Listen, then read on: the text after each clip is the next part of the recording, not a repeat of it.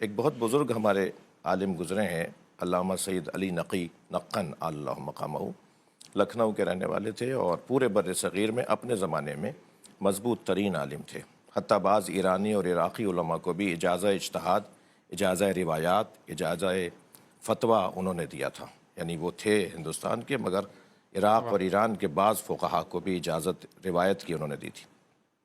وہ کہتے ہیں یہاں کہاں ہے کہ میرے قربا سے اظہار محبت کرو، قل لا اسألکم علیہ اجرا الا المودۃ فی القربہ، کہہ دو میرے حبیب کہ میں کچھ نہیں مانگتا سوائے یہ کہ قربا سے اظہار محبت کرو۔ مودت اور محبت کا یہی واضح فرق ہے۔ محبت امر قلبی ہے، دلی دل میں رہ جانے والی ایک لگاؤ اور ایک کیفیت ہے، اور مودت اظہار محبت کو کہتے ہیں۔ تو اظہار مانگا گیا ہے۔ اب وہ کس سے اظہار محبت ہے؟ قربا سے۔ نقن صاحب فرماتے ہیں کہاں ہے آیت کے اندر کہ میرے قربا، اللہ کے حلوارہ یا اللہ کے بھی تو قربا ہو سکتے ہیں۔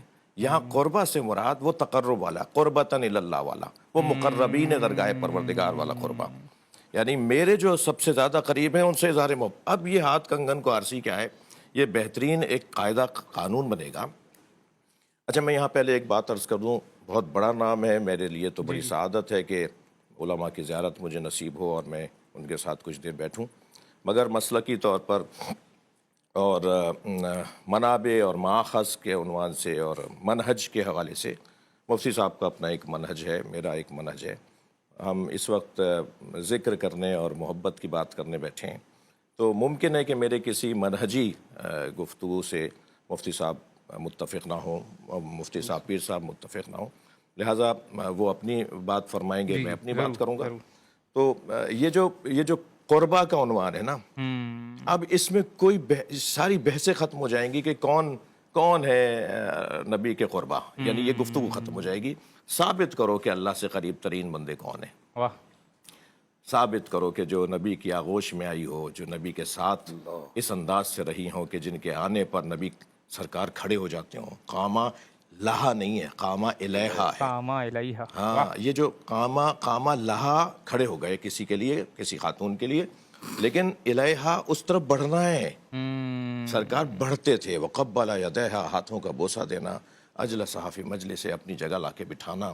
یہ جو عنوانات ہیں، دیکھیں ایک لفظ استعمال ہوتا ہے حسب، ایک لفظ استعمال ہوتا ہے نسب۔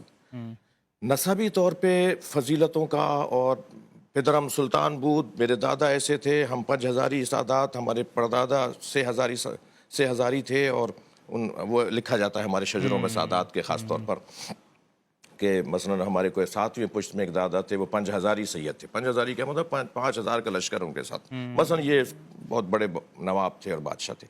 بھائی آپ کے دادا بہت بڑے تھے، آپ کیا ہیں؟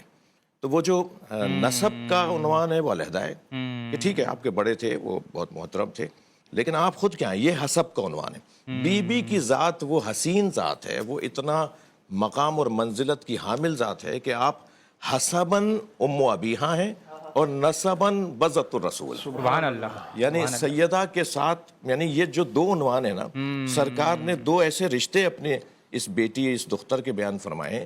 ایک رشتہ یہ کہ یہ میرا ٹکڑا ہے۔ اب یہ بحث کہ بضع سے مراد جگر کا ٹکڑا ہے، بضع بعض کے خاندان کا اگر آپ لفظ لیں گے تو مطلقاً ٹکڑا ہے، میرے وجود کا ٹکڑا ہے، میرے وجود کا ٹکڑا۔ اور رسول کا کیا وجود ہے؟ وما محمد الا رسول، یہ جو رسالت، کار ہے رسالت۔ لہٰذا ایک بہت استدلالی، ایک حسین گفتگو ایک بزرگ نے کی کہ دیکھیں سرکار دو جہاں اس قاعدے کے مطابق نبی خاتم الانبیاء ہیں، نبی سے بڑا بعد از خدا بزرگ تو ہی، قصہ مختصر ایک جملے کے اندر کہہ دیا گیا، کوئی بحث ہی نہیں ہونی۔ جو اس بحث کو کرے یا سوچے بھی کہ نبی مکرم کے برابر کوئی ہے، وہ خطا کر رہا ہے، وہ رونگ جا رہا ہے۔ اللہ کے بعد سب سے بڑا وجود پوری کائنات کے اندر، بلکہ ہم تو کائنات کو بھی کائنات میں بھی محدود کرنے کی جسارت کر رہے ہوتے ہیں۔ یہ میرے حساب سے ہم شاید حتاکی اور بے احترامی کر رہے ہوتے ہیں۔ کائنات، ہم نے جو کائنات کو سوچا ہوا ہے ہم اسی میں محدود کر رہے ہیں نا، کیا معلوم ہو کائنات کیا ہو، وہ ثقلین کیا ہوں۔ سرکار دو جہاں وَلَقَدْ كَانَ لَكُمْ فِي رَسُولِ اللَّهِ أُسْوَةٌ حَسَنَةٌ کے عنوان سے نبی مکرم ساری امت کے لیے نمونہ عمل ہے، مگر مرد بھی تو ہیں حضرت۔ اول طہارت سے آخر دیات تک 52 ابواب فقہ ہیں، ہر باب میں خواتین کے مسائل علیحدہ ہیں، مردوں کے مسائل علیحدہ ہیں۔